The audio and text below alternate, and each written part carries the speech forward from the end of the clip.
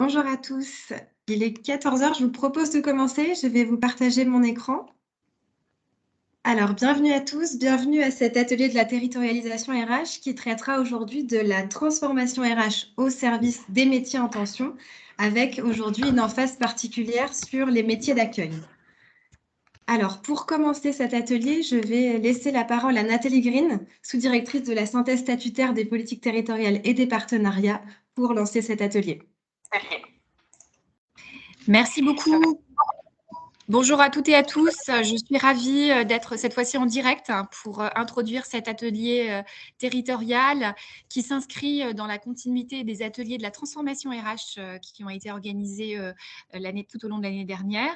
Je salue bien sûr la PFRH, l'équipe de la PFRH Grand Est qui a immédiatement répondu présente quand nous avons initié ce cycle d'ateliers territoriaux et qui s'est fortement mobilisée ces dernières semaines pour la préparation de cet atelier. Alors, vous le savez, la DGAFP, comme DRH de l'État, elle est à la fois l'animatrice du dialogue en matière de ressources humaines entre les trois versants de la fonction publique. Et donc, pour ce faire, nous veillons à articuler la mise en œuvre des politiques de transformation RH à l'échelle nationale avec leur déclinaison à l'échelle locale. Et nous nous appuyons pour cela sur le réseau des plateformes régionales d'appui interministériel RH, donc les PFRH, qui assurent un rôle déterminant de pilotage, d'animation, d'accompagnement des services dans les territoires sur le volet RH. Ce sont les acteurs clés de la déclinaison en région de le document que nous avons appelé la stratégie territoriale de l'État, qui est porté par la DGAFP et qui a été élaboré avec leur concours, bien sûr, au cours de l'année 2021, afin de répondre à cette nécessité que nous avons tous bien en tête, qui est d'incarner de manière plus soutenue les politiques RH et leurs enjeux dans les territoires. Alors, la stratégie territoriale, je le disais, elle a été élaborée en 2021 et maintenant, l'enjeu, c'est sa déclinaison qui a eu lieu déjà tout au long de cette année 2022 dans chacune des régions, comme l'a fait la PFRH Grand Est. Il s'agit notamment de valoriser les territoires et les métiers qui sont en déficit d'attractivité et de favoriser les mobilités et la formation professionnelle pour répondre tant aux besoins des services publics et des usagers que aux besoins des agents publics. À cet égard, l'emploi public doit être considéré comme une politique publique à part entière et non seulement comme relevant d'une fonction support. Et très concrètement, il s'agit d'accompagner la transformation des pratiques de gestion des ressources humaines en construisant donc une véritable stratégie RH au niveau local qui donc implique tous les acteurs RH dans les territoires. Les premières feuilles de route de stratégie RH concernent la période 2022-2024, avec des plans d'action qui sont pluriannuels. Et elles comprennent à la fois des actions qui sont relatives à la traduction des orientations nationales prioritaires et des actions qui répondent aux enjeux propres des territoires. Certains d'entre vous ont déjà eu peut-être l'occasion de participer aux ateliers de la transformation RH. C'était des cycles initialement lancés en 2020 pour encourager l'échange entre les professionnels des RH, mais aussi pour encourager l'ouverture, je le dis à chaque fois, vers d'autres milieux professionnels, mais c'est important, l'ouverture, bien sûr, pour favoriser la circulation de l'information entre les trois versants de la fonction publique, mais aussi pour favoriser les échanges de pratiques entre le secteur public et le secteur privé. Nous avons choisi avec les PFRH d'axer le cycle 2022 des ateliers sur des thématiques clés en lien avec les grands enjeux de la stratégie territoriale RH de l'État, que sont l'attractivité, la mobilité fonctionnelle dans les bassins de vie, le renforcement de la professionnalisation des agents publics par la formation continue et l'accompagnement des transformations et des organisations de travail.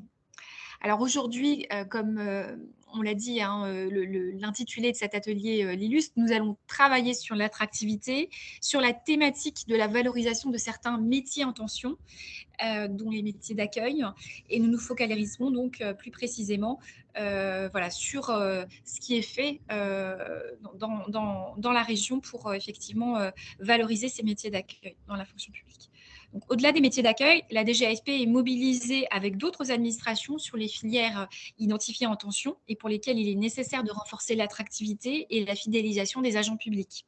Les travaux portent notamment sur une filière dont on parle beaucoup parce qu'elle est très en tension, la filière numérique et des systèmes d'information et de communication, la filière budgétaire, la filière RH, bien sûr, et la filière achat. Cette approche par filière permet de travailler concrètement sur l'attractivité des métiers, notamment ceux qui sont en tension, et de prendre des mesures concrètes en agissant sur les différents leviers que les acteurs ont pu identifier pour structurer donc une véritable offre de services. Les premiers travaux qui sont engagés ont eu pour objectif donc de professionnaliser les équipes, d'offrir aux agents des perspectives d'évolution professionnelle au sein de la filière, notamment en favorisant les mobilités interministérielles. L'attractivité, on le dit souvent sur l'ensemble de la fonction publique, c'est de dire qu'il y a une très grande diversité de métiers et donc de possibilités de mobilité. Et c'est bien ce qu'il faut réussir à démontrer aux futurs candidats à l'entrée dans la fonction publique, mais aussi à ceux qui sont dans la fonction publique pour qu'ils restent. Donc, les travaux de cartographie des effectifs, des emplois et des compétences au sein des filières ont permis de mieux appréhender à la fois les ressources disponibles et les zones de fragilité. Et l'objectif est de travailler maintenant à la mise en œuvre d'actions en matière de recrutement, d'accompagnement des mobilités et des parcours professionnels ou de formation pour s'assurer donc de l'adéquation entre les compétences détenues par les agents et les besoins des administrations. Donc, j'ai hâte de prendre connaissance des exemples d'initiatives qui sont mises en place sur le territoire et des propositions de valorisation et de transformation des métiers d'accueil que vous allez apporter au cours de cet atelier. Vos échanges et réflexions nourriront plus largement les travaux au service de l'attractivité dans les 3 versants. Il y aura des livrets de restitution qui vont servir à valoriser tout ce qui va être dit dans le cadre de cet atelier. Donc, je vous souhaite un excellent atelier et puis je vous remercie pour votre attention. Merci.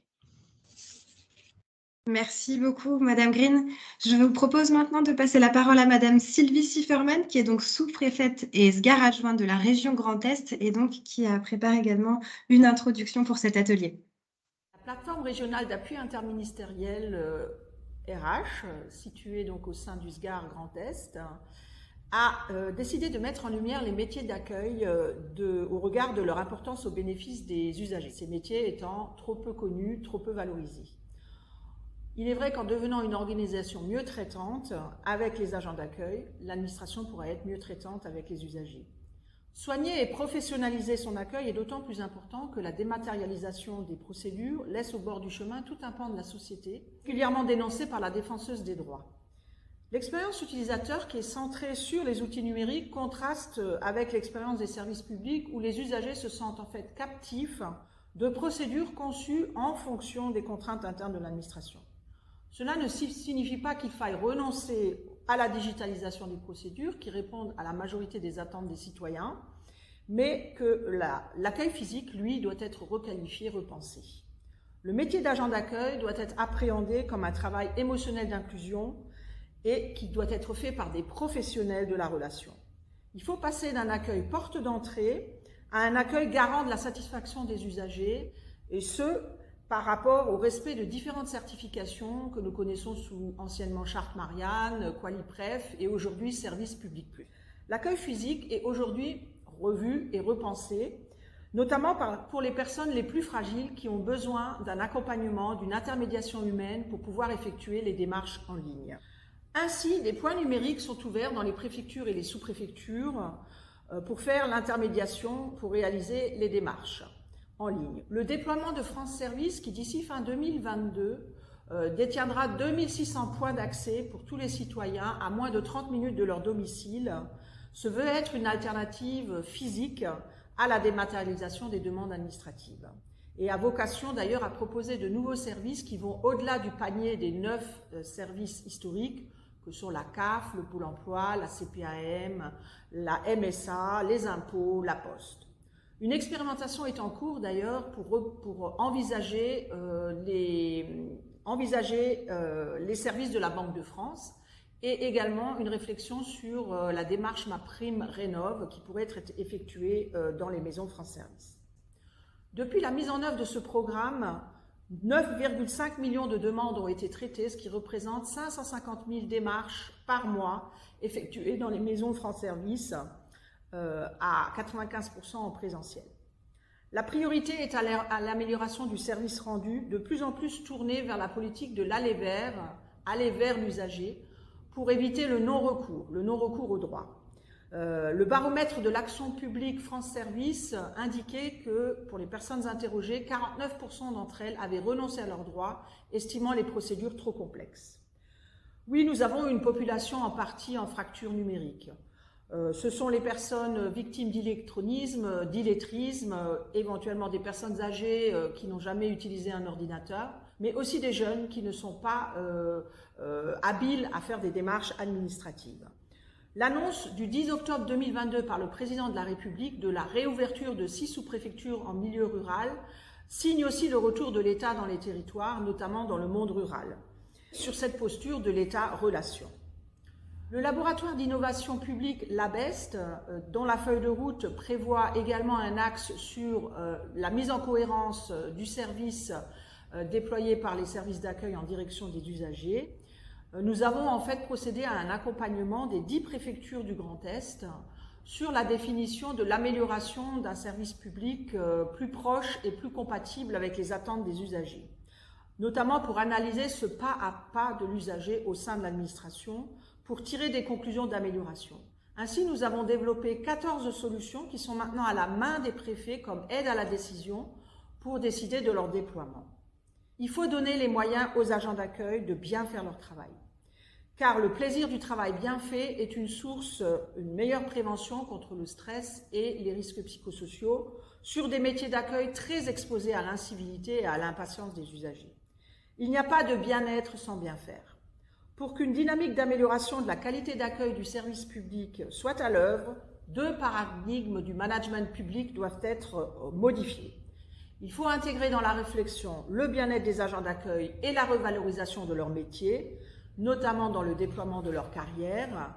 L'usager, deuxième paradigme, doit devenir acteur essentiel de la construction et de l'appréciation du service public délivré, notamment au niveau de la qualité de cette offre. Dans Service Public Plus, les usagers peuvent donner leur avis. Ce qui veut dire clairement qu'on ne peut pas prendre en compte le phygital, c'est-à-dire le service digital plus le service physique et téléphonique, au nom de la seule réduction des coûts qui a guidé les dernières 15 ans de réforme de l'État, qui a été d'ailleurs dénoncé récemment par des rapports, que ce soit celui du Conseil d'État, du Sénat et des différentes inspections de l'administration. Il y a donc tout un travail de réflexion à faire sur la reconnaissance, sur la qualité de vie au travail, sur des parcours de carrière attractifs pour ces métiers d'accueil, car il en va de l'image et de l'efficacité de l'État, dont la vocation est de rendre un service au plus près des attentes des usagers. Merci beaucoup de votre attention et je vous souhaite désormais donc un webinaire interactif très participatif. Bonne continuation et bon travail tous ensemble. Alors, je partage à nouveau mon écran. J'espère que vous l'avez bien tous en visu. Donc, vous venez d'entendre l'ouverture qui a été effectuée par Madame Green et Madame Sifferman qui ont donc insisté sur l'importance de la tenue de ces ateliers de territorialisation et aussi du sujet qui a été sélectionné aujourd'hui sur les métiers d'accueil. Nous allons écouter sans plus attendre un témoignage de 6 agents d'accueil de la fonction publique qui vont nous parler de leur métier, de leur intérêt pour ces métiers d'accueil et aussi les difficultés qu'ils ont pu rencontrer dans l'exercice de ces métiers. Et nous aurons ensuite 3 éclairages, des retours d'expérience pour mettre en valeur ces métiers d'accueil. Donc le premier retour d'expérience sera effectué par Monsieur Rémi Babet, qui est directeur territoire adjoint de l'OFI, qui nous partagera la façon dont il a fait évoluer le contenu et l'organisation des postes d'accueil. Le second témoignage, ce sera donc au tribunal de Metz sur la valorisation des métiers d'accueil par l'aménagement des postes de travail qui sera donc porté par Madame Morgane Manon, responsable de site au tribunal de Metz, et Madame Stéphanie Aubater, directrice de greffe au tribunal de Metz. Et enfin, dernier retour d'expérience sur l'évolution globale des métiers d'accueil par Madame Marie-Christine Meuly, qui est responsable du service accueil population à l'Eurométropole de Strasbourg.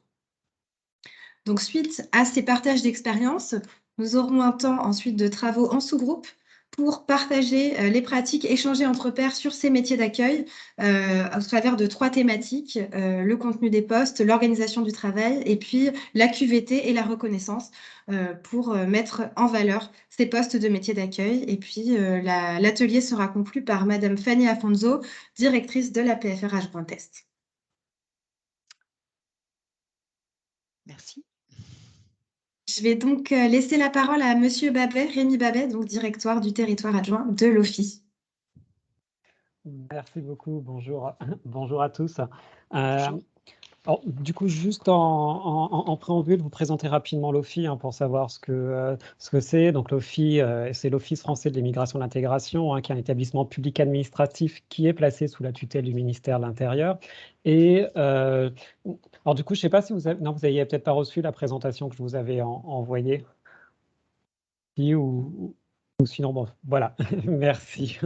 Avec 5 missions, axes, 5 missions prioritaires, avec d'abord l'accueil et l'accompagnement des demandeurs d'asile, qui est une des fonctions voilà, dont j'ai plus particulièrement la charge, la gestion des procédures d'immigration irrégulière, l'accueil et l'intégration des immigrés, l'aide au retour volontaire et à la réinsertion à l'étranger et l'émission des avis médicaux dans les cadres d'autorisation de titre de séjour pour soins. Voilà. Je suis volontairement voilà, assez succinct, mais voilà, juste présenter un petit peu le contexte en sachant que l'OFII, c'est peut-être passé.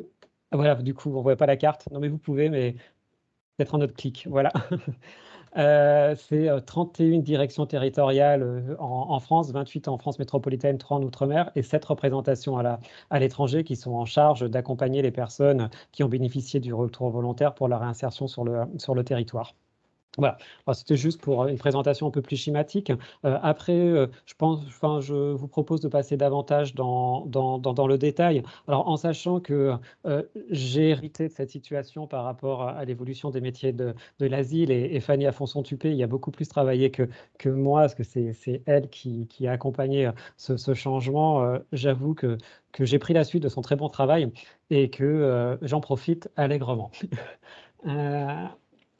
Alors, pour vous parler rapidement de l'asile, il y a quelques années, un auditeur asile avait été plutôt monotache, c'est-à-dire que la personne qui recevait les personnes en face d'elle pour faire une évaluation de vulnérabilité et pour évaluer leurs besoins en hébergement et en allocation, ne faisait que ça. Et d'autres étaient en charge de trouver des hébergements et de gérer éventuellement tous les problèmes qu'il pouvait y avoir. Donc avec une problématique de répétitivité des tâches, parfois une non-reconnaissance également du travail qui a été fait. Et en cas d'absence, une absence totale de polyvalence et de personnes qui pouvaient pallier une absence quelconque d'un auditeur asile, quel qu'il soit. Donc, on a été mis en place une vraie polyvalence. Vous pouvez toujours rester page d'avant. Pardon, c'est peut-être moi qui vais un petit peu vite. Qui a été mis en place en sachant qu'un auditeur asile, maintenant, va avoir vraiment une tâche,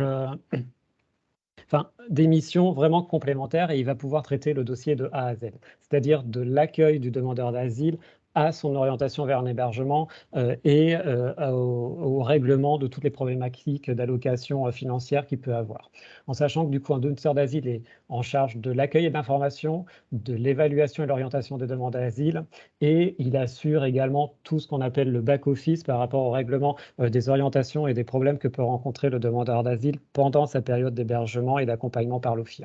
Alors, pourquoi ça a été fait déjà, comme je l'ai dit, pour travailler sur l'évaluation, sur la polyvalence, pour aussi également travailler sur la reconnaissance de leurs tâches, et également pour essayer de travailler sur tout ce qui est,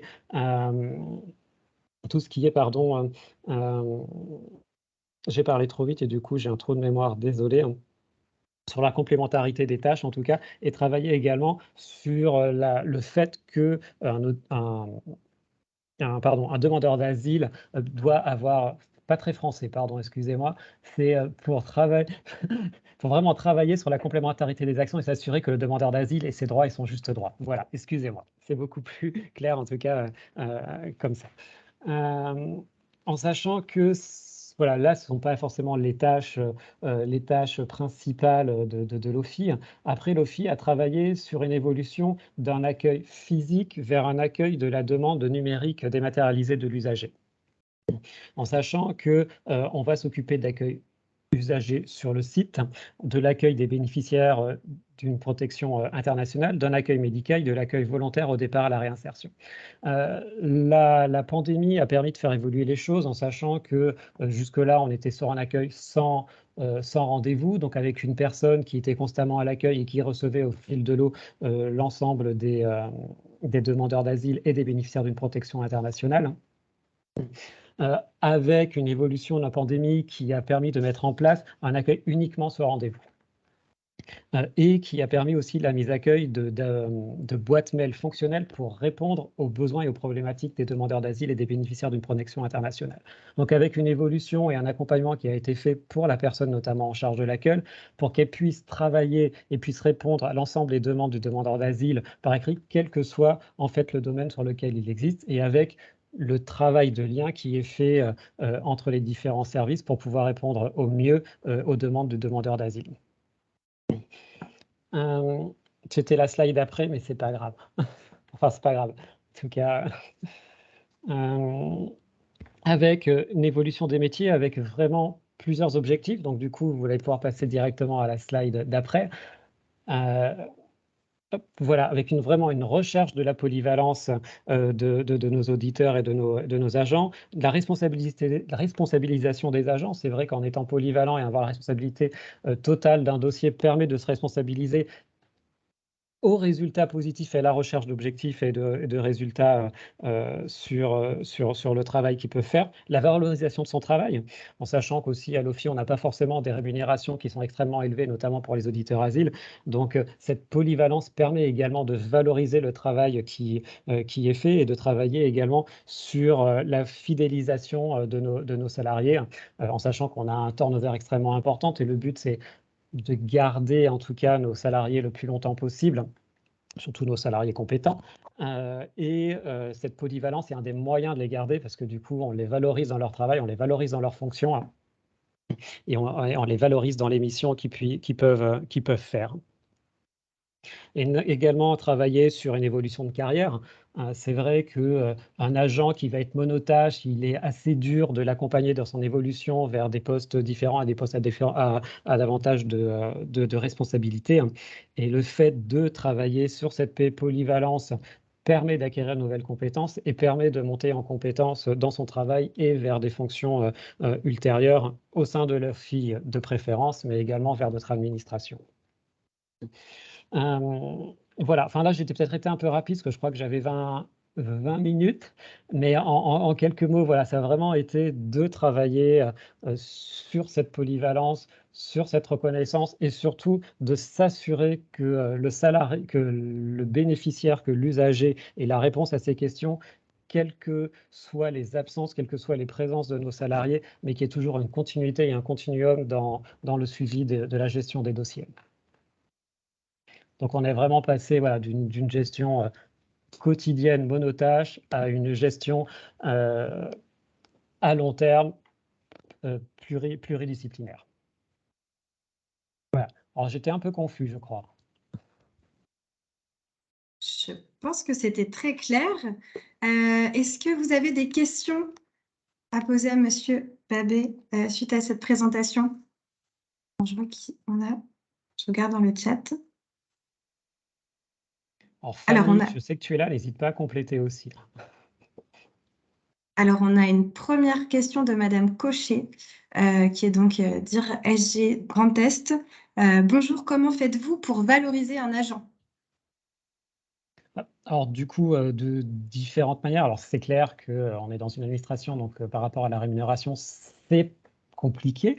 Même si on a les primes annuelles qui peuvent être là. Après, la valorisation par rapport à son travail, par rapport aux compétences qu'il acquiert, par rapport aussi au fait qu'il soit force de proposition, parce qu'on va demander aussi qu'il soit force de proposition, et on va vraiment le valoriser de ce côté-là, valoriser leur travail, leurs tâches, et les autonomiser également. également de mener vraiment un projet.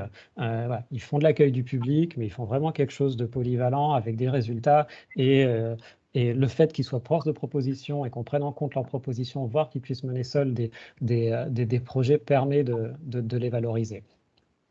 Alors, voilà, enfin, on va être clair aussi, ça ne va pas les valoriser pendant 10 ans, mais au moins ça va leur permettre d'évoluer et aussi de se dire, voilà, l'OFI m'a apporté quelque chose, je veux apporter à l'OFI voilà, et même si je pars, voilà, enfin, je peux vendre l'OFI à l'extérieur. Très bien.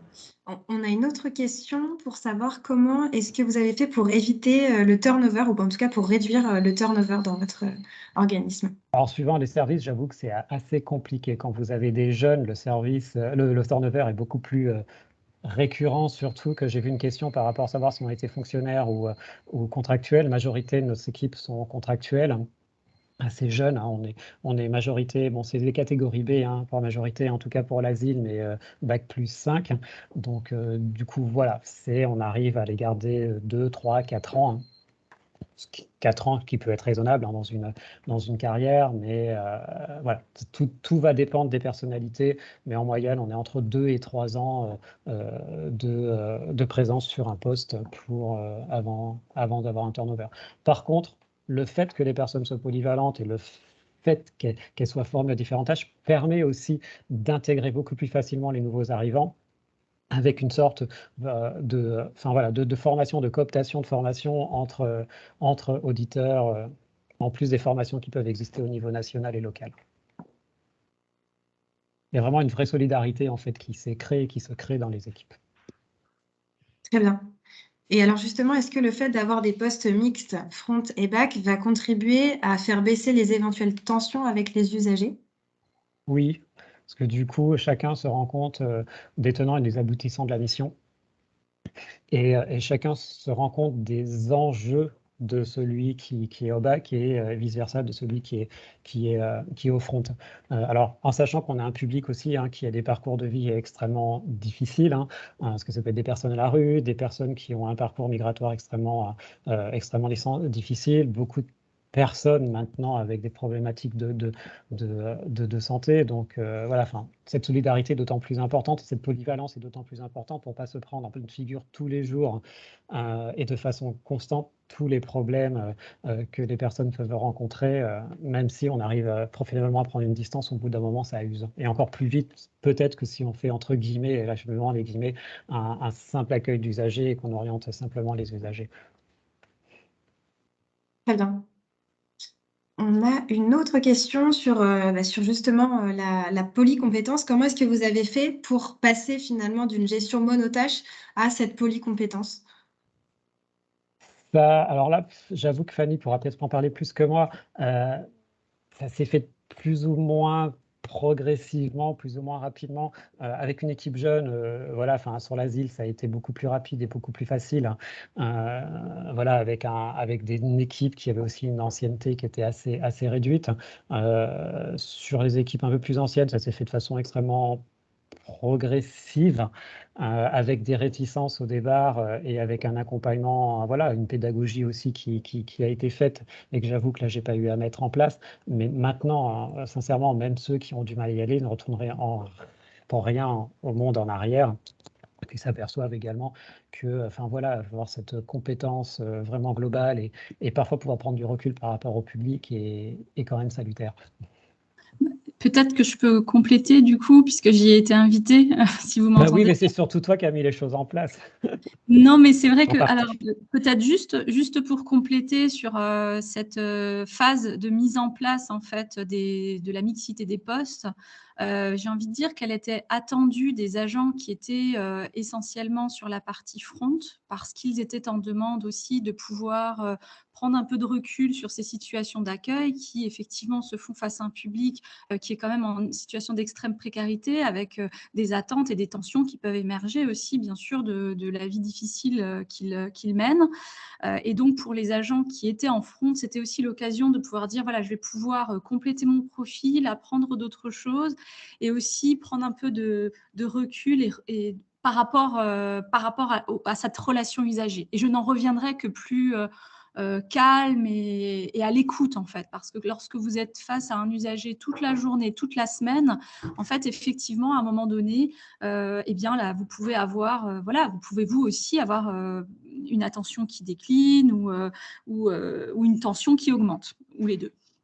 Et donc, ça, c'était plutôt attendu. Pour ce qui était des agents qui étaient essentiellement sur des missions de bac, c'est vrai que la question s'est plus posée quand on leur a dit il va falloir de nouveau revenir à un système où vous allez recevoir des usagers. J'ai envie de dire ce cap-là était peut-être plus difficile à passer que l'inverse. Ceci dit, il n'y a pas eu de difficulté majeure dans la mesure où les personnes qui étaient vraiment sur des missions de bac, quelque part, étaient aussi en demande de contact et de compréhension et de comprendre quelle était la relation à l'usager, quel était l'impact, pourquoi est-ce que telle ou telle mission n'avait pas été traitée au moment du rendez-vous. Et là, je rejoins ce que Rémi Babet disait tout à l'heure, il y a quand même une compréhension mutuelle de l'ensemble de la chaîne qui s'est mise en place et qui, pour une organisation, à la fois pour les agents, mais aussi pour l'organisation et pour l'administration en question, est vraiment précieuse. Voilà. Merci Fanny. Merci beaucoup. Et donc peut-être juste pour préciser cette organisation, est-ce que les agents front et back étaient dans des services différents ou est-ce qu'ils étaient déjà dans le même service? Pour moi, ils étaient dans le même service. Oui. Enfin, il n'y avait pas eu d'évolution, hein. Ils étaient dans le même service. Sachant chaque agent s'occupe soit de demandeurs d'asile, soit de bénéficiaires de la protection internationale. Enfin, pour résumer, maintenant, il y a aussi un travail qui est fait, notamment dans le cadre du front, pour qu'il y ait vraiment un continuum entre l'asile et l'immigration, les deux étant liés. Donc avec aussi une augmentation au fur et à mesure d'autres compétences d'auditeurs, en sachant que l'immigration a un impact sur l'asile et l'asile a un impact sur l'immigration. Très bien. Alors peut-être une toute dernière question avant de passer à la suite de cette conférence. Combien de personnes est-ce que cela concernait, ce changement finalement? En physique, je dirais entre 30 et 40 à peu près, en sachant que c'est quasiment toute l'ADT. On est personne physique, hein, on est une petite cinquantaine. En service médical, n'ont pas forcément été concernés parce que les échanges ne sont pas forcément les mêmes, mais ça a représenté 80 à 85% de notre direction territoriale. Parfait. Eh bien, merci beaucoup, Monsieur Babet, d'avoir répondu à toutes ces questions et de nous avoir présenté les modifications faites pour ces agents d'accueil au sein de l'OFII. Je vous propose maintenant de passer donc la vidéo des agents d'accueil dont je vous parlais lors de l'introduction et donc qui nous présente un petit peu le tour de table de ces métiers d'accueil et les difficultés qui ont pu être rencontrées et puis également les éléments de satisfaction que comportent ces métiers d'accueil. Donc moi c'est Berglichter Laurie, j'ai 20 ans et là je suis actuellement en CDD. Moi c'est Agnès Vicius. Donc je travaille à l'OFII en tant qu'agent support. Moi c'est Quentin Véron, je suis actuellement en service civique à l'OFII de Strasbourg depuis le mois de mai. Bonjour, je m'appelle Mickaël Delettre et je suis greffier au service d'accueil justiciable Souche, ici au palais de justice de Metz. On fait de l'accueil correctionnel, comme dans tous les accueils d'État, mais également une mission de renseignement juridique et procédural à destination des justiciables. Je m'appelle Diane Nathalie, j'ai 48 ans. J'étais auxiliaire de puériculture depuis 27 ans. Je travaille dans l'humain, hein. C'est une facette de ce métier que j'ai retrouvé maintenant. C'est vraiment un poste qui est extrêmement formateur. Faire de l'accueil, c'est être au contact des gens, c'est entretenir le lien social avec autant ses collègues que les administrés. Mais la vitrine de l'Eurométropole. Donc les gens, quand ils viennent chez nous, ils espèrent repartir avec des réponses. Je pense qu'il faut être agréable. Déjà dire bonjour, c'est une base. Être empathique, être cordial, parce que ça aussi, ça se sent. D'accompagner les gens, de les guider. C'est déjà très compliqué de s'y retrouver dans l'administration. Et nous, en tant qu'agents d'accueil, on est là pour les rassurer, leur expliquer calmement les procédures, parce qu'ils ne savent pas toujours pourquoi ils sont convoqués. Parce que j'aime vraiment ce côté relationnel. Et c'est là que je me sens le plus utile en fait.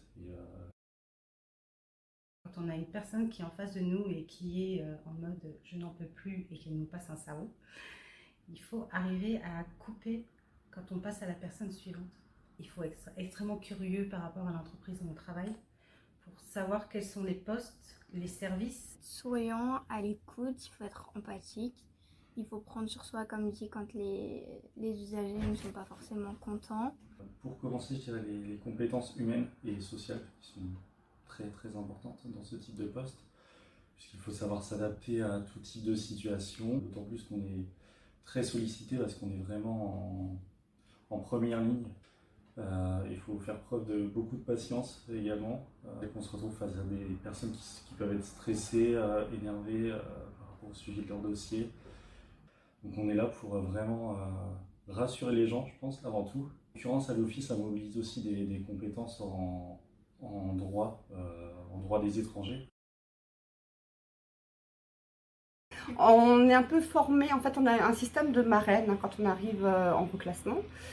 Alors, on a des responsables secteurs, on a le BAC aussi qui nous répond, qui sont très au fait des lois et de ce qu'il faut faire, des démarches à suivre, qui sont très protocolaires. Hein. Alors, quand on a des difficultés, on a toujours les collègues qui nous soutiennent juste à côté. J'ai été formé plus ou moins sur le tas quand je suis arrivé, principalement par mes collègues en fait, qui m'expliquaient en fait comment ça fonctionnait, quelles étaient vraiment mes missions à ce poste. Je peux demander à n'importe qui. Après, oui, on a les références et la direction. Hein. Même entre collègues, on est toujours là, l'un pour l'autre. Déjà, c'est de bien accueillir les gens. C'est de ne pas laisser les gens en fait, dans l'attente. Si vous le recevez mal, si vous ne répondez pas à sa question ou de façon succincte, ça ne marche pas. Les gens, ils viennent pour des réponses claires. Et quand on ne peut pas leur donner la réponse adéquate, on les oriente vers la personne qui correspond. La principale difficulté qu'on rencontre, c'est celle de la langue. On travaille avec des personnes qui viennent d'arriver, d'autant plus qu'il faut... nous, on est là pour leur expliquer des procédures et des démarches qui sont parfois très complexes. Ensuite, la difficulté, c'est de savoir prendre du recul face aux situations, garder ses émotions de côté pour essayer de réfléchir à comment je peux participer à améliorer ces conditions de vie en France. Un autre enjeu, c'est la communication, on n'est pas toujours à même de pouvoir répondre aux questions que nous posent les personnes. Il faut être capable de pouvoir solliciter n'importe quel service ou n'importe quel agent. Moi, c'est de faire en sorte, donc effectivement, que mon usager se sente à l'aise et arrive à faire les choses simplement. Maintenant, mes défis au quotidien, c'est pas forcément vis-à-vis de l'OFI, c'est vis-à-vis des autres administrations. Et donc, je fais les recherches moi-même et je n'ai aucun contact des autres administrations pour pouvoir dire, voilà, qu'est-ce que je leur réponds ou vers qui je peux les diriger. Et savoir gérer un public difficile, ça fait partie aussi du métier, c'est ce qui fait que les gens n'ont pas forcément envie de postuler, parce que savoir gérer le conflit, c'est pas donné à tout le monde. Avoir envie de gérer le conflit, c'est pas donné à tout le monde. Et bienvenue dans le nouvel espace d'accueil du Sauge, la Tiny Arms. Comme vous le voyez, il y a toutes les technologies qui permettront aux agents d'accomplir leur mission dans les meilleures conditions, que ce soit les supports vocaux, l'accès PMR, le double écran, l'isolation thermique, sonorisation des lieux. C'est peut-être déjà me perfectionner et passer des concours. Après le service civique, j'envisage de poursuivre, toujours autour de la question de l'intégration des étrangers en France. En postulant en tant que contractuel ou en passant des concours directement auprès des services du ministère de l'Intérieur. Travailler auprès d'associations, travailler auprès d'institutions françaises ou européennes en tant que spécialiste de certaines questions. Et après, bien sûr, passer des concours, évoluer dans la maison, toujours sur l'accueil. Dans ce service-là, si possible, évidemment.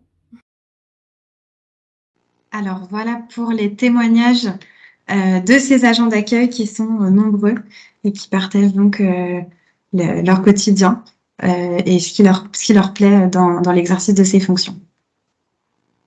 Alors je vous propose maintenant de laisser la parole donc au tribunal de Metz avec Madame Morgane Magnin et Madame Stéphanie Aubater. Je partage à nouveau mon écran.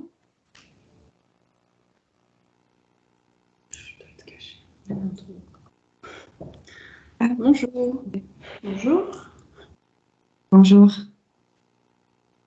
Alors, excusez-moi, le temps que l'écran arrive. pharmacie.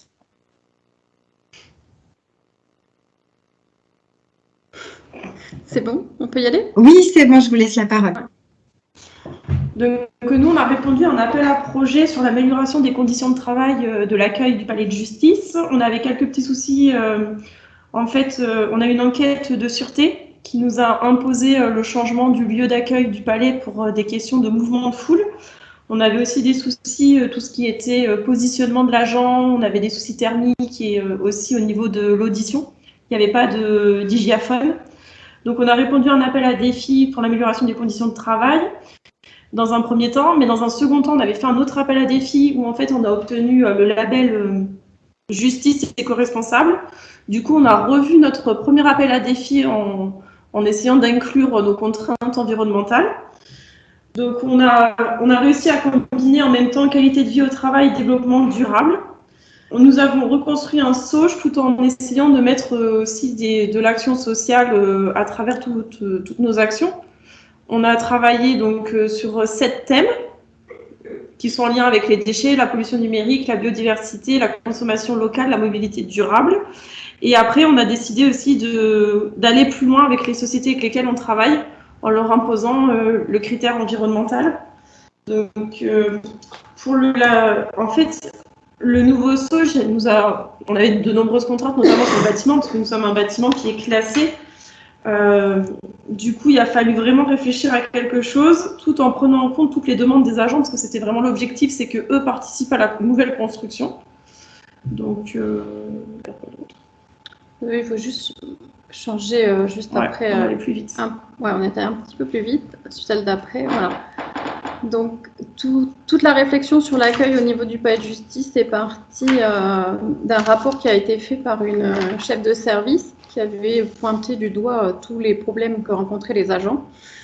Et on n'arrivait pas à trouver le financement en interne pour améliorer les conditions de travail. On savait à peu près où on voulait en venir, mais on ne savait pas comment. Et du coup, on a déposé un projet dans le cadre du Fonds interministériel d'amélioration des conditions de travail qu'on a remporté, qui nous a permis d'obtenir les fonds beaucoup plus rapidement et de mettre en œuvre les travaux. Donc, si on peut juste passer à celle d'après. Voilà, donc ça, c'est la présentation du palais de justice de Metz pour ceux qui ne connaissent pas. Donc, c'est un très beau bâtiment, mais avec beaucoup de contraintes immobilières et dans lequel on est assez à l'étroit, puisqu'il occupe aussi, il y a le tribunal judiciaire et à l'intérieur, il y a également la cour d'appel. Juste sur celle d'après, vous allez voir. Voilà, ça c'était notre ancien accueil. Donc, on parle de SOJ parce que c'est le service d'accueil unique du justiciable. Donc, c'est le nom traditionnel qu'on utilise dans la justice pour les accueils, puisque c'est pas un simple accueil directionnel, mais c'est un accueil aussi où on prend des actes de procédure et où on renseigne les gens. Donc, on ne fait pas juste leur dire vous allez à droite, vous allez à gauche, mais on leur explique s'ils ont besoin de renseignements, où en est leur dossier. Voilà, ça va un peu plus loin. Donc, ce n'est pas juste un accueil directionnel. Donc, cet accueil, il avait été fait il n'y a pas très longtemps, il y a 6 ans, lors de la mise en place de ces services d'accueil. Et il avait été fait rapidement, sans forcément tenir compte des besoins des agents. Et ce qu'on ne voit pas sur la photo, c'est juste en face, c'est la porte d'entrée du tribunal. Donc, les agents étaient dans le courant d'air. Il n'y a pas de toit, il n'y a pas de plafond sur le local. Et donc, ils avaient froid, ils n'entendaient rien et ils étaient installés très bas. Donc, ils regardaient les gens comme ça en plafond. Donc, c'était des conditions de travail qui n'étaient vraiment pas idéales. Et on avait du mal à motiver les agents d'accueil à venir travailler dans ces locaux. Donc, on voulait au départ reconstruire le SOJ au même endroit. Mais avec les problèmes de sûreté, on l'a déplacé. Et ce qu'on voulait faire, c'était respecter notre label justice éco-responsable qu'on avait obtenu grâce au précédent défi. Et on a recherché des sociétés qui pouvaient répondre à des critères aussi environnementaux. Et c'est ma collègue, Madame Magnin, qui, lors d'un salon, c'est le salon de l'immobilier de l'habitat, qui a rencontré la société French Crash qui faisait des tiny houses. Donc, c'est des petites maisons en bois qui, normalement, sont pour des habitations individuelles, des mini-chalets, mais où il y a tout confort nécessaire et qui répondent à tous les défis actuels en termes de chauffage. Voilà, c'est isolé avec de la laine de coton, c'est construit avec du bois des Vosges. Du coup, voilà, on a été emballé par l'idée parce que ça permettait en fait de poser comme une sorte de boîte à l'intérieur du palais. Donc, on n'avait pas besoin de demander l'avis de l'architecte des bâtiments de France, puisque ça fait comme un meuble en fait qui est posé à l'intérieur du palais. Si vous voulez juste continuer après sur celle d'après. Donc, comme on a déplacé le SOJ, on a déplacé aussi des locaux qui étaient des lieux d'accueil d'autres structures, on avait le BAV, donc le bureau d'aide aux victimes qui était à cet endroit-là, et on avait également le bureau d'exécution des peines. Donc il fallait bien qu'on leur trouve d'autres endroits, donc on a cherché à améliorer de l'existant à proximité. Donc la photo que vous voyez, c'était le local de stockage des adjoints techniques. Donc là, on y a fait le BAV, donc ça vous verrez un peu plus tard, on peut continuer justement sur celle d'après.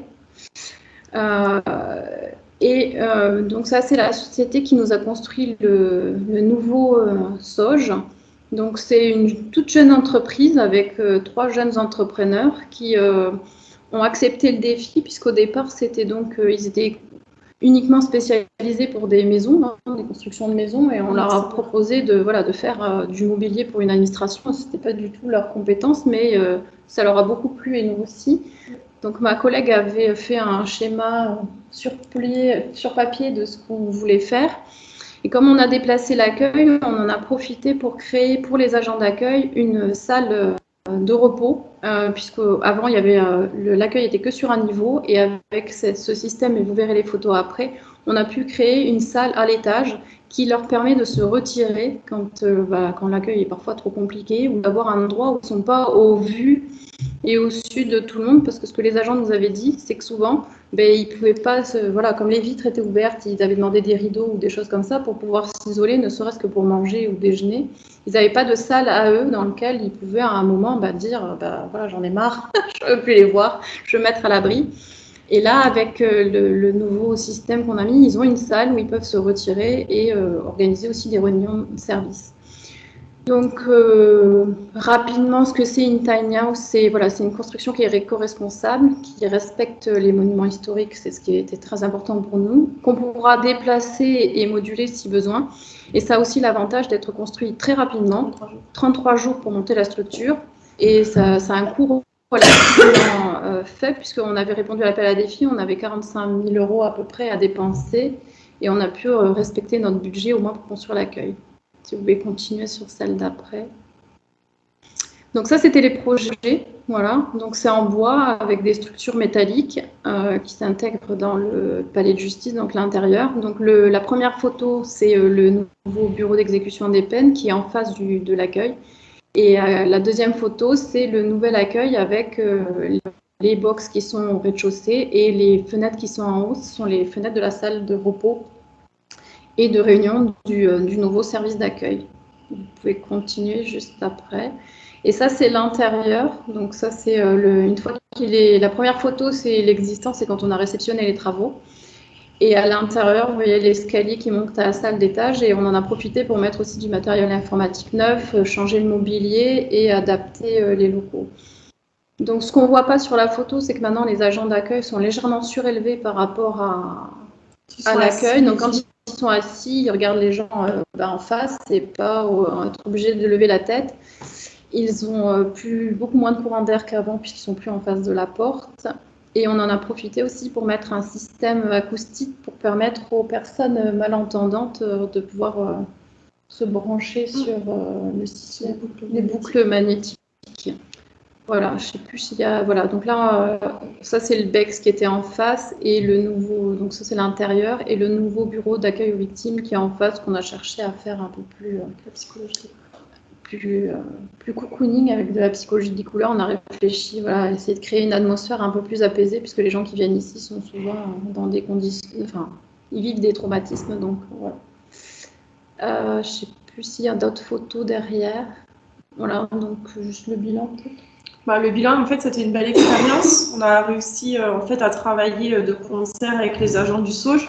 Ils sont plutôt satisfaits. Leur chef de service est plutôt satisfaite aussi. Elle s'est beaucoup investie dans la préparation des rapports et dans le suivi des travaux.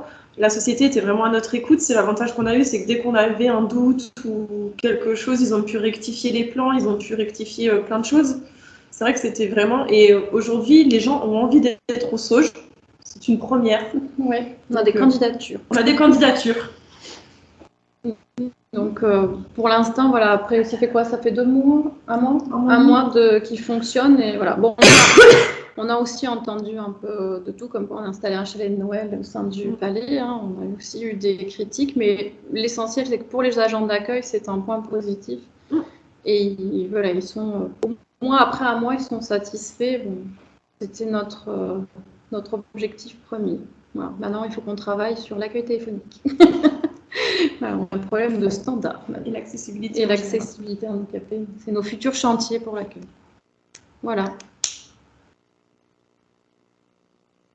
Parfait. Merci beaucoup pour ce retour d'expérience donc sur l'aménagement des locaux du tribunal pour vos personnels d'accueil. Alors, on va voir si on a des questions dans le chat. Alors, effectivement, on en a quelques-unes. Comment les agents ont-ils été associés pour définir les évolutions à apporter? Est-ce que vous avez utilisé des questionnaires, par exemple? Non, parce qu'en fait, ils sont 6, donc c'était du direct avec la chef de service. Donc, ils ont exprimé leurs besoins en amont sur chaque évolution. À chaque fois, on leur a présenté le projet. Voilà, notre chef de service avait déjà bien synthétisé tout dans le rapport et au moment où on a présenté le projet, on leur a expliqué. Au départ, ils n'étaient pas forcément pour le déplacement de l'accueil dans la salle juste à côté. Et puis quand on leur a dit qu'on leur offrait une salle à l'étage, c'est bon, il n'y avait plus de résistance. En fait, on a d'abord fait des réunions où on leur a présenté ce que nous, on pensait faire. Ensuite, on a la société qui est venue avec des matériaux sur le site et qui a présenté ses plans 3D. Et ils ont pu commencer à regarder à quoi ça ressemblait. Et ensuite, la société nous a invités à venir dans leur hangar où ils montent les tiny house. Et on a pu visiter des tiny house, en fait. Et on les a associés dans le choix de tous les matériaux. Oui, c'est eux qui ont choisi tout le mobilier aussi. Très investis dans la construction. Ouais. Ils allaient voir tout le suivi des travaux puisque c'était juste à côté, donc ils faisaient leur visite de chantier tous les jours. C'est pour ça que ça a fonctionné en fait. On n'a pas entendu l'intervention de la personne qui était à côté de vous. Alors, la personne qui est à côté, c'est la chef de service responsable du SAUJ, puisqu'on a dit qu'on avait profité pour écouter ce qui se disait, mais vous pouvez toujours prendre des idées. Il disait que les agents en fait passaient tous les jours lors des travaux et faisaient remonter leurs inquiétudes, leurs problèmes ou ce qu'ils trouvaient qui allait moins bien et on corrigeait au fur et à mesure. Voilà.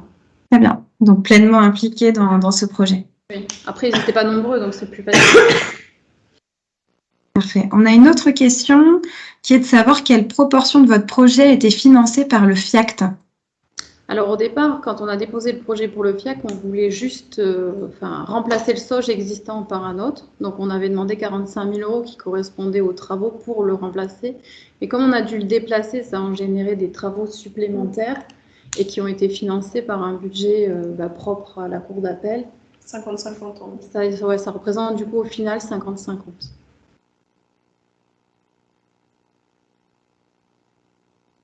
Parfait. Merci beaucoup. Une dernière question peut-être. Vous êtes le service... Alors, êtes-vous le service immobilier du tribunal? Est-ce que c'est vous qui avez piloté en lien avec le SAUJ? Non, alors en fait, le service immobilier dépend du service administratif régional qui est dans une autre rue. C'est pas du tout nous avec un technicien. Moi, je suis responsable de site. Je gère l'immobilier, la sûreté, la sécurité du bâtiment. Et du coup, j'ai travaillé en lien avec Madame Aubater, on a monté les projets ensemble et j'ai fait le suivi des travaux, j'ai fait les déclarations de travaux, j'ai saisi l'ABF avec mes collègues. Non, c'est pas du tout notre cœur de métier. Et nous, on a fait le lien avec la chef de service sur les besoins des agents et puis après tout le suivi avec les entreprises aussi, quoi.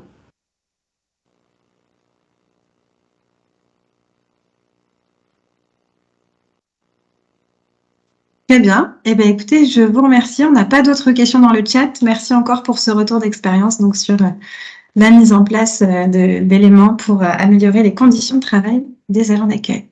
Merci à vous. Merci beaucoup. Alors, pour le dernier témoignage, je vais laisser la parole à Madame Marie-Christine Meuly, qui est donc responsable du service accueil population de l'Eurométropole de Strasbourg. Madame Meuly, bonjour. Bonjour. Alors, moi, je n'ai pas de document à partager. Hein, voilà, je vais essayer de vous apporter tous les éléments, toutes les précisions.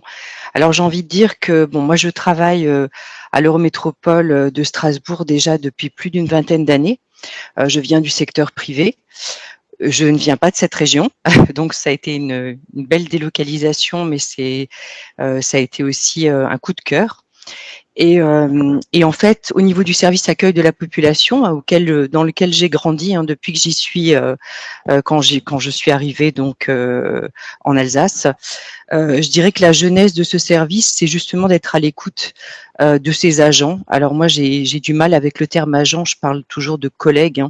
C'est voilà, j'ai plus une notion de transversalité que de hiérarchie vers le haut. Voilà. Donc j'essaie vraiment. On a toujours essayé de les associer et en fait, disons que on a toujours voulu qu'ils se sentent bien. Donc la particularité du service accueil de la population, c'est déjà un nomadisme. Donc nous avons, quand je suis arrivée moi en 2000, on devait avoir à peu près entre 12 et 14 structures, donc avec un maillage sur l'ensemble du territoire de Strasbourg, de façon à être au plus proche des usagers. Et ce nomadisme en fait est important, c'est-à-dire que quand je suis arrivée moi en 2000, les chargés d'accueil, aujourd'hui appelés chargés de prestation, tournaient sur ces différentes structures, donc ils n'intervenaient jamais en fait le même jour dans la même d'un jour sur l'autre dans la même structure, ce qui permet justement d'éviter les conflits, d'apaiser les tensions, que ce soit au sein de l'équipe, mais aussi les incivilités qu'on peut subir de par le public, et puis aussi de maîtriser, surtout de rencontrer, on va dire, les différents publics, parce que d'un quartier à l'autre, les publics sont différents et les questions sont différentes. Ensuite, bien sûr, notre service a évolué, la charge de travail a augmenté et on a toujours été donc dans cette, on va dire, dans cette participation en fait des agents. On les a associés aux différentes évolutions du service et donc on a eu une évolution très importante déjà en 2017, un projet de service où on a travaillé avec eux leurs horaires de travail et les horaires d'ouverture au public. Donc on a réduit déjà le temps d'exposition face au public puisqu'ils sont passés à des journées on ne parle pas de journée, mais de séquences de travail de 6h30 face au public, justement, pour que ce soit plus restreint. Alors, quand je dis 6h30, ce n'est pas tout à fait 6h30 parce qu'en fait, c'est un temps d'exposition, on va dire, de 5h30 à 5h45 avec un temps de bac en amont et en aval, donc avant l'ouverture au public et après la fermeture au public.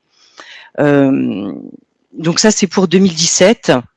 Avec donc une nouvelle chef de service qui est vraiment dans cette dynamique d'évolution en fait des profils de poste aussi pour reconnaître le métier et cette pénibilité effectivement du métier d'accueil du public. Donc nos postes, déjà on avait un calibrage de poste qui était plutôt attractif puisqu'on était CB. Donc c'est plutôt voilà, c'est un calibrage un petit peu hybride qui existe peu. Et en 2021, en fait, on a voulu vraiment reconnaître la polycompétence de nos agents, de nos collègues, puisqu'ils effectuent en fait, ils délivrent une trentaine de prestations, plus d'une trentaine de prestations. Alors on se qualifie un petit peu comme médecine d'urgence, on va dire, puisque nous gérons des prestations qui nous sont déléguées par d'autres services. Que ce soit des services internes à notre collectivité, comme la direction des affaires sanitaires et sociales, puisque nous gérons tout ce qui est attestation, nous calculons le quotient familial, donc en soutien aux conseillers sociaux. Nous intervenons pour toute la campagne d'inscription scolaire, donc en lien avec le service éducation, donc nous gérons toutes les inscriptions scolaires. Bien sûr, nous travaillons étroitement avec le service état civil. Nous sommes dans la délivrance d'actes, que ce soit actes de naissance, de décès, de mariage. prestations aussi bien sûr déléguées de services, prestations déléguées de services externes, prestations déléguées de l'État, hein, puisque nous prenons en charge effectivement toute l'instruction des demandes de carte d'identité et de passeport qui sont actuellement, on va dire, notre prestation phare, hein, puisque voilà, nous en délivrons énormément, la charge est assez importante. Et puis bien sûr, nous sommes dans l'accompagnement, et ça c'est notre nouvelle dynamique. Pour justement tout ce public qui est en fracture numérique. Nous le faisons déjà sur certaines de nos prestations qui sont dématérialisées, que ce soit le quotient familial, les inscriptions scolaires, avec bien sûr des missions en front office, mais également en back office. Alors notre particularité, c'est qu'on essaie de conjuguer les deux. C'est-à-dire que ce temps de back office va être géré parfois au guichet, parfois en retrait des guichets lorsque cela est possible, mais pas tout le temps. Donc on travaille toujours à des solutions de façon à ce que l'agent qui est en poste en fait puisse effectuer son travail de back office en toute sérénité, puisque bien sûr le guichet est fermé. Donc il faut qu'il soit vraiment, on va dire, en sérénité, le moins à la vue du public. Donc on cherche des solutions qui soient les mieux adaptées pour qu'il puisse effectuer ce travail de back-office lorsqu'il a besoin d'être au guichet. Je pense bien sûr à la gestion de tout ce qui est recueil complémentaire, donc les compléments de dossier sur les cartes d'identité et les passeports. Il a besoin d'être au niveau de la station biométrique, donc c'est difficile de le faire en retrait des guichets, mais on travaille des solutions effectivement pour qu'il ne soit pas à la vue du public. Donc ça, c'est en cours. Dans le cadre de toutes nos améliorations structurelles qui vont voir le jour, et dans ce qui concerne effectivement l'accompagnement du public, nous sommes Maison France Service au niveau du quartier de l'Elzo depuis mi-novembre, où nous avons en fait quatre profils, 4 collègues qui sont venus enrichir notre équipe et qui ont cette particularité effectivement d'accompagner le public dans cette maison France Service qui vient de voir le jour, mais qui continue aussi à gérer en parallèle donc les prestations au niveau du service accueil de la population. Donc ils ont on va dire une polyvalence encore plus importante actuellement à ce niveau-là. Voilà. Et donc nous avons, et là c'est vraiment un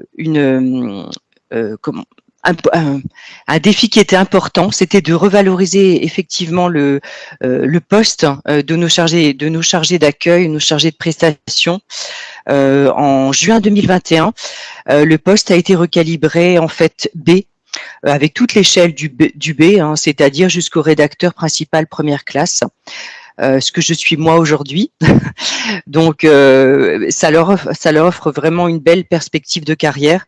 Et c'était vraiment important, je veux dire, de recalibrer leur poste au niveau de toutes les missions qu'ils accomplissent, leur travail sur 15 logiciels différents. Ils ont quand même la délégation de la signature de la maire, donc en termes de responsabilité, voilà, ce n'est pas rien. On les sensibilise beaucoup par rapport à ça, donc une rigueur est vraiment très très très importante dans toutes les prestations qu'ils délivrent au quotidien. Voilà, donc j'ai essayé un petit peu de balayer tout ce qu'on a pu faire au sein du service. Voilà, n'hésitez pas à me poser des questions. Je pense que j'ai certainement pas assez développé, donc voilà, je suis à votre écoute. Merci beaucoup, Madame Meuly. Alors effectivement, on a déjà quelques questions dans le chat. La première est de savoir si aujourd'hui les agents d'accueil sont toujours nomades. Alors oui, ils sont toujours nomades, mais on va dire un nomadisme un petit peu plus restreint. C'est-à-dire qu'en 2001, alors ça remonte déjà un petit peu, hein, on a sectorisé en fait nos équipes. Donc, on a déterminé des secteurs avec quelques mairies, donc 3 à 4 mairies par secteur. Donc, ils restent nomades sur ces 4 mairies. Et bien sûr, ils peuvent intervenir dans d'autres si nous sommes en difficulté d'effectifs, puisqu'on reste quand même une grande équipe complémentaire, notamment pendant les périodes de congés, surtout les congés d'été, où là, il faut vraiment faire les vases communicants et puis se renforcer les uns les autres. Mais je vais dire que le nomadisme, il est moins important, mais il reste quand même essentiel. Et dans chacun de nos projets de service, il a toujours été demandé. En fait, c'est vraiment quelque chose auquel ils tiennent. Parfait. Et donc, on a une autre question dans le chat qui nous demande si ce nomadisme n'entraîne pas de difficultés de déplacement entre les sites pour les agents, avec par exemple des chargés de famille qui devraient déposer leurs enfants à l'école et qui devraient se rendre ensuite sur des sites différents. Alors, je vais dire non. Je vais dire non, pourquoi? Parce que c'est vrai qu'on les associe à un choix de secteur.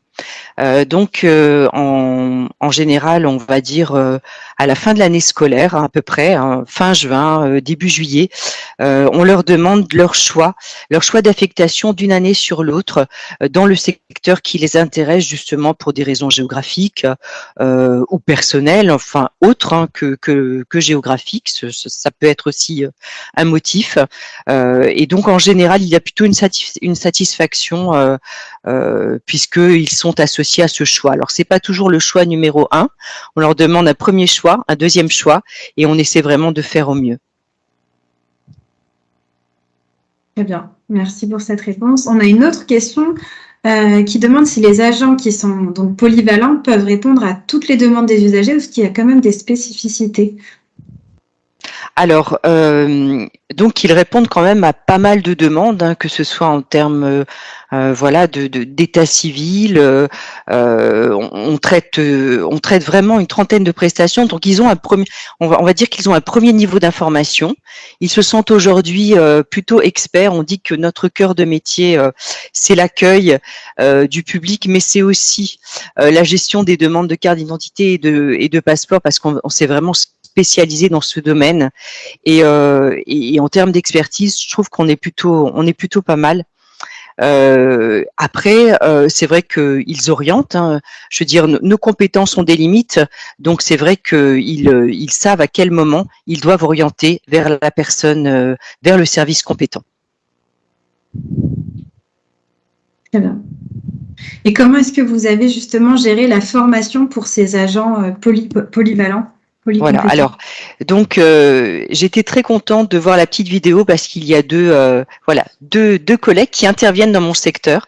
Donc, effectivement, on a un système que moi, j'ai toujours connu, donc il y a déjà une vingtaine d'années. Donc, on était plutôt précurseurs avec un système de parrainage, effectivement, avec des collègues titulaires qui vont accueillir la nouvelle recrue et la former. Donc, on avait mis en place, on avait mis en place des guides du parrainage qui ont été co-construits avec ces agents titulaires sur le savoir-être, sur le savoir-faire, afin de pouvoir leur donner toutes les compétences métiers à leur arrivée. Alors après, bien sûr, en fonction de la personnalité, il y a des potentiels différents avec plus de savoir-être ou peut-être plus de savoir-faire en fonction de la nouvelle recrue. Mais si vous voulez, il y a ce suivi en fait avec ce parrain et cette marraine pendant environ, on va dire 2 mois. Où le premier mois, ça va être, on va lui donner les fondamentaux du métier. Il aura effectivement un support. Il était autrefois papier, aujourd'hui il est numérique.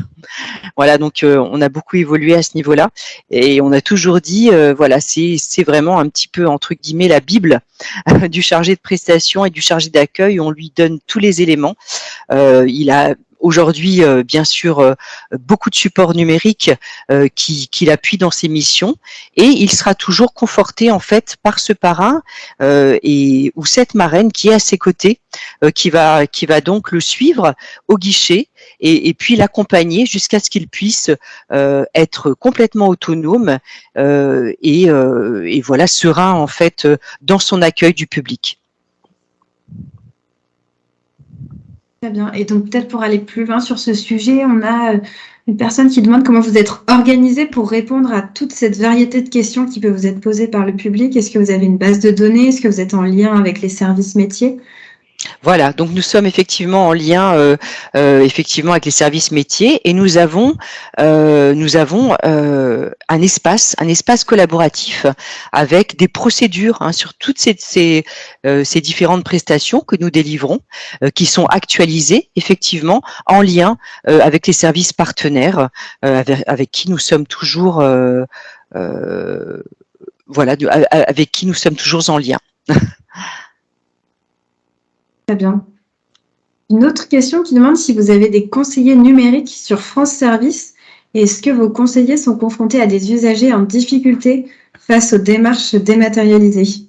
Alors oui, on démarre tout juste sur le France Service puisque c'est depuis mi-novembre, mais j'ai envie de dire que nous sommes conseillers numériques déjà depuis un petit moment, puisque sur nos prestations déjà, nous les accompagnons du mieux que nous pouvons, et puis ne serait-ce que dans le calcul du quotient familial, il nous est arrivé d'accompagner les usagers qui sont en difficulté. Et qui nous témoignent de leurs difficultés sur les prestations. Très bien.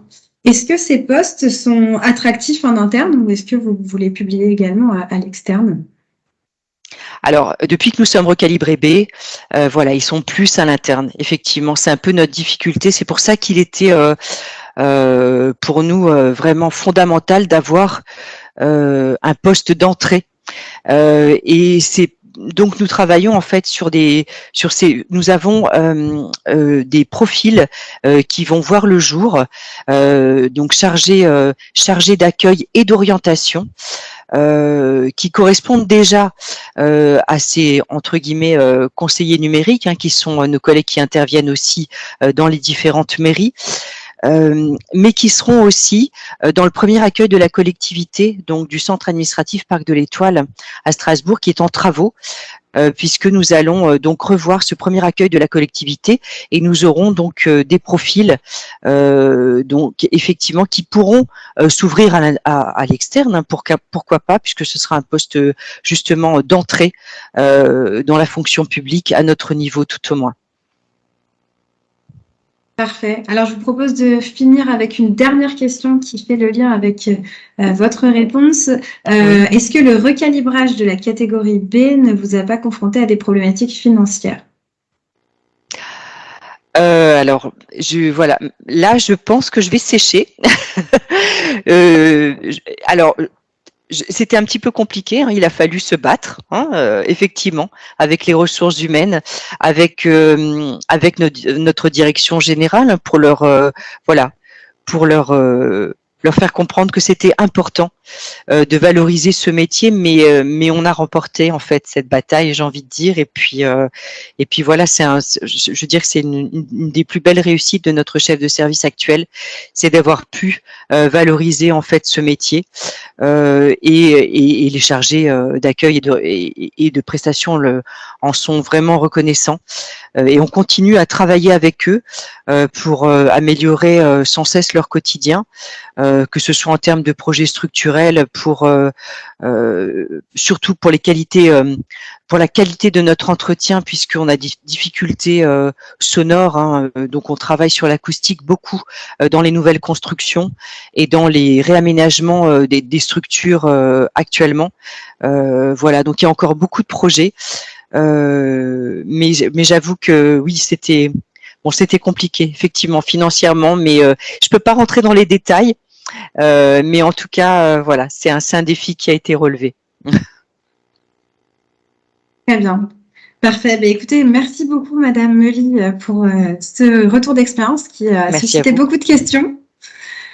Je vous propose maintenant de passer aux échanges en sous-groupe.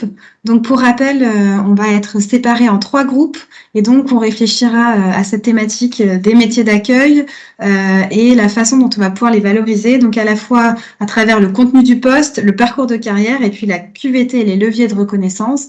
Donc, vous allez être divisés dans ces 3 groupes. Vous avez fait des demandes d'affectation dans les groupes. Normalement, vous allez avoir soit votre premier ou votre second choix. La répartition dans les groupes va se faire automatiquement, donc restez bien dans le canal général, vous allez être basculé dans les sous-groupes et donc on aura un échange d'une 50aine de minutes avant de revenir dans le canal général pour finaliser cet atelier. Alors, nous sommes tous de retour dans la salle principale. Je vous propose de passer maintenant aux restitutions des échanges qui ont pu avoir lieu dans les différents sous-groupes. Et de commencer par le premier groupe, qui est donc le groupe de Sébastien, qui a échangé sur le contenu des postes. Merci Mathilde. Effectivement, donc dans notre groupe, on a échangé sur le contenu des postes et on a identifié 4 enjeux principaux. Le premier enjeu, ça a été de se demander comment est-ce qu'on pouvait valoriser les postes d'accueil, à la fois vis-à-vis des usagers et vis-à-vis des autres services de l'administration. Le deuxième enjeu, ça a été, et je crois que c'était le cas dans tous les groupes, le sujet de la sécurité, voire de l'insécurité parfois et des incivilités, avec un enjeu prioritaire qui est d'accompagner les agents dans la réponse à ces situations à risque. Troisième enjeu, le développement de la polyvalence, donc, qui a été présenté par plusieurs intervenants comme étant un levier d'attractivité, mais qui pose un certain nombre de questions, notamment en termes d'accès à l'information et de prise en charge d'une grande variété de sujets par les agents, et le cas échéant de montée rapide en compétences, notamment pour les agents en sortie de concours. Et le dernier point qui fait le lien avec un autre groupe, qui est le sujet de l'engagement sur la durée des agents, notamment des perspectives qu'on peut leur donner. Alors sur le premier point, de la valorisation des postes d'accueil, il y a un sujet qui a été évoqué qui est assez évident, c'est celui de la rémunération. Je pense que tout le monde peut faire le constat que les postes d'accueil sont des postes pénibles, au sein desquels on fait face justement à l'insécurité, à des incivilités. Donc plusieurs participants ont rebondi sur ce sujet-là et appellent de leur vœu une revalorisation, notamment des points de NBI, pour reconnaître le travail effectué et la difficulté de ces postes. Le deuxième point qui a été évoqué, ça a été, et ça fait écho à l'atelier qu'on a pu faire il y a quelques semaines sur l'attractivité de la fonction publique vis-à-vis des jeunes, sur le sens qu'on donne à ce rôle d'accueil et notamment la contribution au service public qu'on apporte aux usagers. Donc, c'est notamment l'OFI qui a partagé le travail de définition des missions, du rôle et de la contribution au service public de ces missions d'accueil et de les valoriser aussi dans les processus de recrutement pour en faire voilà, un élément d'attractivité, un sens au travail et plus largement aussi de les inscrire dans un collectif qui répond aux attentes des usagers. Alors, je ne pourrais pas détailler toutes les retours d'expérience parce qu'on n'aura pas assez de temps. Sur le deuxième volet, le sujet de la gestion de l'insécurité et de l'incivilité. Alors bien sûr, il y a des actions de sécurité au sens propre au travers de vigiles, de boutons d'alerte, de caméras qui sont mises en place dans plusieurs administrations. Il y a aussi le tribunal de Mulhouse qui profite de sa proximité avec la justice pour aussi transmettre au procureur de la République l'ensemble des incivilités, des incidents qui arrivent dans le cadre des relations avec les agents d'accueil, ce qui est de nature à sécuriser les agents. Et puis plusieurs acteurs nous ont partagé des approches en termes de formation. Et cette formation, elle a la vertu déjà de former, mais aussi d'avoir un temps d'expression sur ces sujets parmi les agents d'accueil, pour aussi les remettre en position d'acteurs et d'échange sur qu'est-ce qu'on pourrait faire pour rendre cet accueil plus sécurisé. Et puis le dernier point sur ce volet de la sécurité, il y avait la question de l'expérience usagée aussi qui était mise en avant, avec le constat partagé par une interlocutrice du ministère de l'Intérieur, que plus le service public est facilement accessible, plus les réponses sont rapides, moins on a des personnes en situation d'agressivité, même si on n'évacuera jamais l'ensemble de ces risques, mais que c'est aussi ce travail sur l'accessibilité qui est fait dans énormément d'administrations, mais qui peut encore être amélioré, et qui fait qu'on aura potentiellement moins d'insécurité, moins d'incivilité.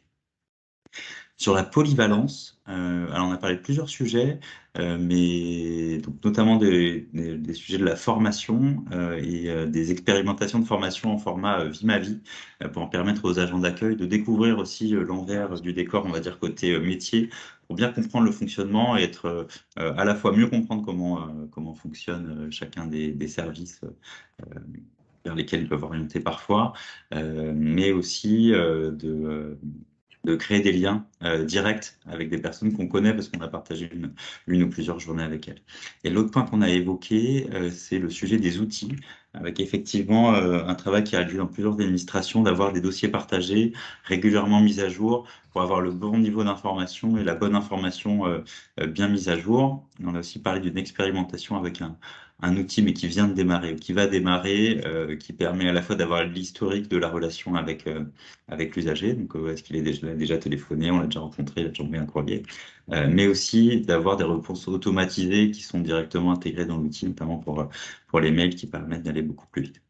Et le dernier point, sur comment donner des perspectives, on a plutôt parlé finalement de pratiques managériales, sur la nécessité pour les équipes d'encadrement d'être vraiment dans un accompagnement dans l'entretien annuel bien sûr, mais aussi tout au long de l'année pour échanger, partager des opportunités et mobiliser l'ensemble des politiques RH qui existent pour permettre des évolutions, que ce soit des évolutions verticales, aller vers plus de responsabilité, on va dire, des évolutions horizontales, potentiellement passer dans un autre service, voire dans certains cas, alors l'administration on a la chance d'avoir une présence sur tout le territoire, mais aussi dans certains cas de proposer des mobilités géographiques pour ceux qui le souhaitent.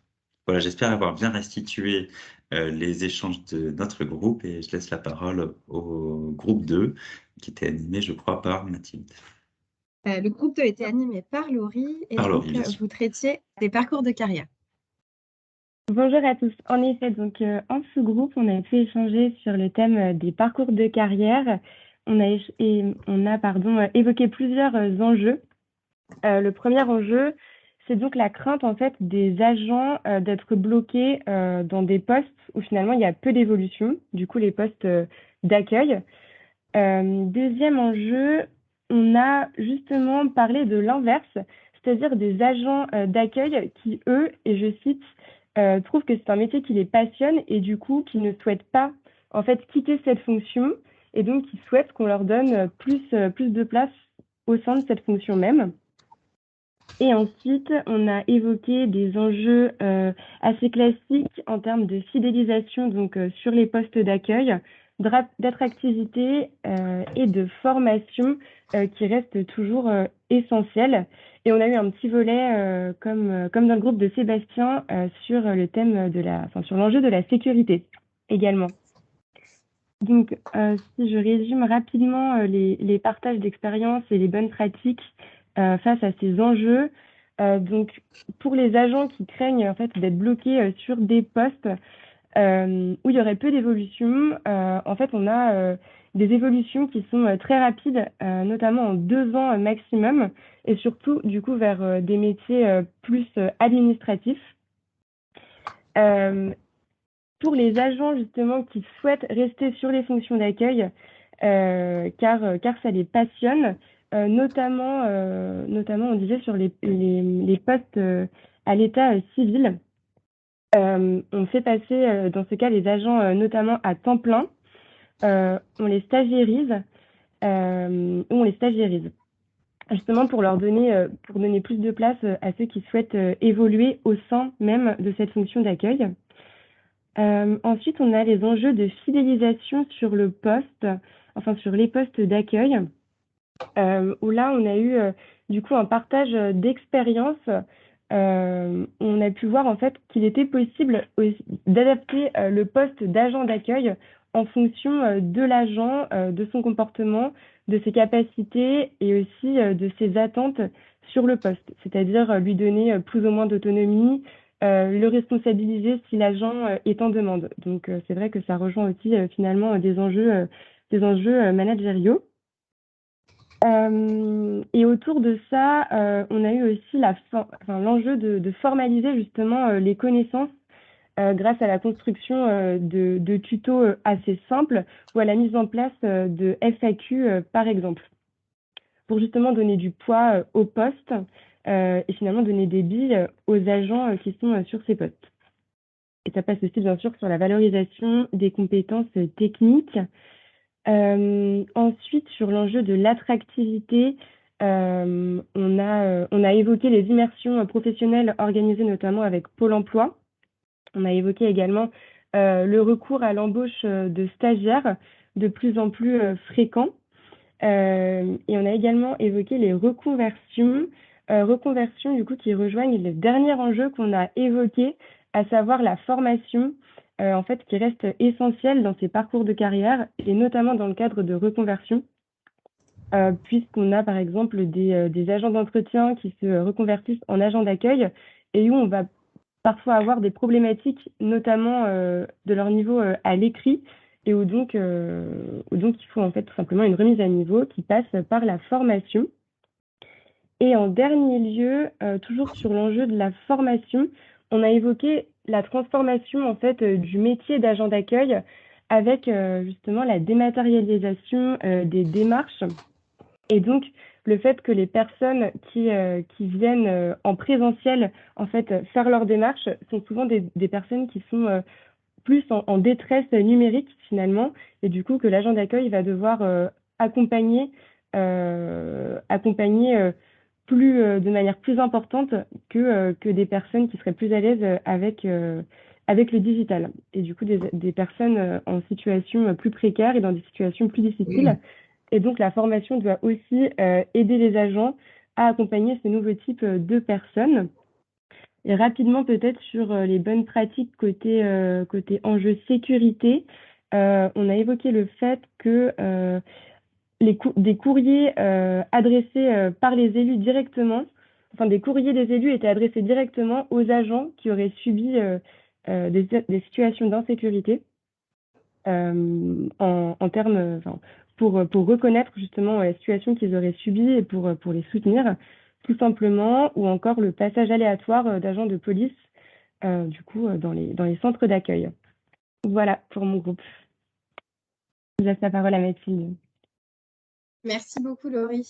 Alors, on termine avec le groupe 3. Le groupe 3, on parlait levier de reconnaissance et QVT. Donc, les enjeux qu'on a pu identifier dans ce groupe, c'est le fait qu'on peut avoir des difficultés à faire face à l'ensemble des questions des usagers, et donc avoir parfois le sentiment d'être un peu démuni, de ne pas avoir soit toute la compétence, soit tout le savoir pour répondre aux besoins des usagers. On a évidemment, comme dans tous les groupes, évoqué la problématique de la valorisation du métier. Il s'agit d'un métier d'entrée, et donc on a principalement des personnes qui sont assez jeunes qui occupent ces métiers-là, non seulement parce que c'est un métier qui a des difficultés d'attractivité, mais aussi qui a des difficultés d'attractivité par rapport au salaire spécifiquement. Et donc, on observe beaucoup de turnover sur ces postes. Et puis, comme l'évoquait Sébastien au début de la restitution, des difficultés rencontrées aussi en termes de sécurité pour certains organismes. Donc, pour répondre à ces enjeux, ce qui a pu être proposé aux mises en place, ce sont la mise en place d'ateliers, des ateliers soit d'actualisation des pratiques d'accueil du public, soit des ateliers sur le bien-être de façon globale des agents. Ce qu'il est important aussi, c'est de pouvoir mettre en exergue les différentes possibilités d'évolution au sein des métiers d'accueil ou au sein des métiers administratifs, et voire même dans différentes administrations. Si on revient peut-être plus sur le cœur QVT, mettre en place des accompagnements spécifiques pour soutenir les agents, pour leur permettre de développer leurs compétences. Mettre en place aussi des moments de convivialité, de cohésion d'équipe pour bien accompagner ces agents et leur permettre de se sentir bien dans leur poste. Alors, on a peu évoqué l'aménagement des postes de travail, mais par contre, on a évoqué la façon dont on pourrait associer les usagers au fait qu'ils soient bien pris en charge. Donc, c'est-à-dire sensibiliser les usagers à finalement avoir des comportements bienveillants envers les agents, avec par exemple certains agents d'accueil qui vont mettre des petites affiches derrière eux pour énoncer un petit peu les règles d'échange avec les usagers. Et puis, alors on n'a pas parlé uniquement QVT, mais on a évoqué d'autres leviers qui pouvaient permettre peut-être d'avoir une action sur l'attractivité de ces métiers d'accueil, notamment communiquer auprès des jeunes. hein. Ce sont des métiers qui permettent d'accéder à la fonction publique, donc qui permettent d'être titularisés et donc de rentrer dans la fonction publique, qui sont une porte d'entrée.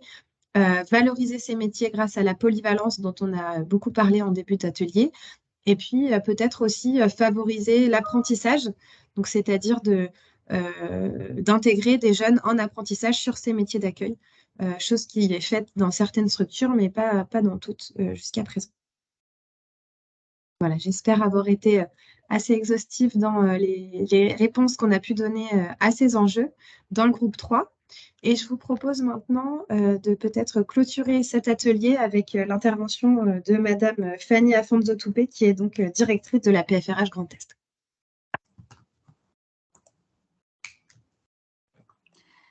Alors, j'ai remis la caméra quand même pour la fin de cet atelier. Alors, mon mot de clôture sera bref, simplement pour... Alors déjà, pour vous indiquer qu'effectivement, comme l'a dit Madame Nathalie Green en introduction de cet atelier, c'est vrai que quand la DGFP a évoqué la mise en place de ces ateliers de la territorialisation RH, on a tout de suite répondu présent, et cette idée de travailler sur les métiers d'accueil est intervenue vraiment très rapidement parce que pour nous, il y a un véritable enjeu autour de ces métiers. Ce sont les métiers, les postes les plus visibles de la part des usagers, et nous sommes tous, quel que soit le versant de la fonction publique pour lequel on travaille ou l'administration, on travaille tous au service des usagers. Et donc, les postes les plus visibles, et en même temps, peut-être parfois, malheureusement, j'ai envie de dire, en tout cas dans certaines administrations, les moins visibles en interne. Et donc, on trouvait intéressant de réfléchir vraiment avec vous et de partager les pratiques sur la question de l'attractivité de ces métiers d'accueil, notamment, effectivement, et on l'a dit à plusieurs reprises, dans un contexte de dématérialisation des procédures et donc de mutation aussi de ces métiers. Alors moi, je voudrais, ce que je retiens vraiment de tous ces échanges et des restitutions qui ont eu lieu, c'est que peut-être, en tout cas c'est l'interprétation personnelle que j'en fais, je pense qu'il faut vraiment aborder du coup maintenant, hein, après cet atelier, je pense qu'on peut aborder la problématique de l'attractivité des métiers d'accueil dans un tout, c'est-à-dire en fait dans une logique de parcours, parcours qui commence même en amont du recrutement par effectivement la communication, comme ça a été dit, communiquer et valoriser en amont et auprès des jeunes notamment, et peut-être par le biais de l'apprentissage, et effectivement ces métiers. Bonjour, c'est Vivien White à l'appareil. Pourrais-je parler à Christian Thiriou, s'il vous plaît? Et donc voilà, donc déjà effectivement de travailler sur cet accueil, de travailler sur cette communication en amont, de travailler aussi sur l'intégration et l'arrivée de ces nouveaux fonctionnaires ou de ces nouveaux agents. Par exemple, c'est vrai que l'idée du partenariat avec Pôle emploi, du développement de l'apprentissage, le fait qu'effectivement ce soit une population assez jeune qui arrive, mais aussi de l'intégrer dans des parcours de reconversion, de reclassement, d'utiliser l'immersion, qui est quand même une nouvelle possibilité qui est offerte aujourd'hui aux administrations et qui peuvent vraiment nous aider à faire connaître ces métiers et les valoriser. J'ai retenu aussi la question du marrainage-parrainage, qui peut être intéressante. Toutes les démarches qui ont été faites par certaines administrations en termes de valorisation, soit indemnitaire par le biais de l'IFSE pour la fonction publique d'État, mais même catégorielle dans la fonction publique territoriale, travailler sur les conditions de travail, la sécurité évidemment, qui doit être au cœur de nos préoccupations, et leur donner des perspectives en termes de mutation, et peut-être effectivement, contrairement à ce que j'aurais pu penser, effectivement, peut-être ne pas chercher forcément nécessairement à retenir les agents au-delà d'une durée de 2-3 ans, mais au contraire, de leur donner des perspectives, de les accompagner pour que ces postes d'accueil s'inscrivent dans un parcours professionnel et un parcours d'évolution professionnelle. Voilà, enfin, c'était un résumé très bref et forcément très partiel de l'atelier, mais je pense qu'en tout cas, on a de la matière aujourd'hui aussi, puisque l'idée de cet atelier, c'est aussi derrière, après, de promouvoir les différentes idées qui ont été exprimées et les partages d'expériences dont on a pu bénéficier, d'en faire profiter les administrations, et en tout cas, voilà, de pouvoir conseiller les employeurs publics et notamment la fonction publique d'État pour ce qui nous concerne, sur la façon dont on peut effectivement investir le champ de l'attractivité des métiers d'accueil. voilà, je finirai juste en disant un grand merci aux administrations qui ont témoigné. Je pense que leurs interventions étaient très complémentaires en fait et très éclairantes sur cette thématique. Et puis vraiment merci tout particulier aux agents qui ont accepté de témoigner et d'être interviewés parce que c'est une démarche qui n'est pas facile. C'est forcément, voilà, on n'a pas forcément l'habitude d'être filmé. Ils se sont prêtés au jeu et je pense que voilà, leur témoignage a apporté un petit plus parce que voilà, là encore, c'est la preuve que ces métiers ont des vrais atouts à faire valoir. Et je suis aussi d'ailleurs, petite parenthèse, très rassurée et contente de me rendre compte que dans un certain nombre d'administrations, ces postes ne font pas l'objet d'un turnover si fréquent que ça, ce qui prouve bien et ce qui démontre bien qu'avec des actions ciblées, eh bien, on peut arriver à fidéliser les personnels, les collègues sur ces postes-là. Donc voilà, merci à la DGFP de nous avoir suivis dans ce projet, merci à SIA Partners de nous avoir accompagnés également et au sein de la PFRH, merci à Magali Baudel qui est CMC et voilà, avec qui nous avons beaucoup travaillé sur cet atelier. Voilà. Et j'espère que les différents participants voilà, en ont retiré certaines idées et en tout cas ont apprécié ce partage d'expérience.